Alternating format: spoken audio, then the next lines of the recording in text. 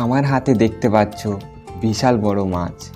কোথা থেকে আসলো, আমি একে ছেড়েই বা দিচ্ছি কেন?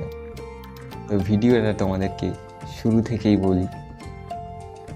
তো আমার বাড়িতে আজকের দুটো বন্ধু আসবে, তাই আমার মা বলল যাও গিয়ে পুকুরে মাছ ধরো।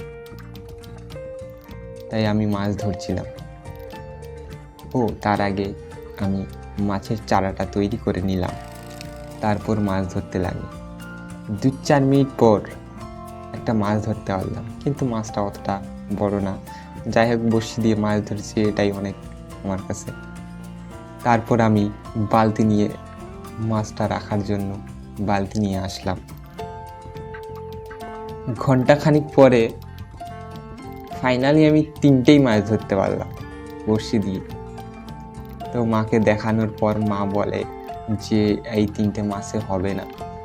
তখন কি আর করার, পুকুরে জাল ফেলতেই হবে। তাই একটা কাকাকে বললাম যে পুকুরে জালটা ফেলে দাও। তো জালটা ফেলার পর অনেকগুলো মাছ পড়লো।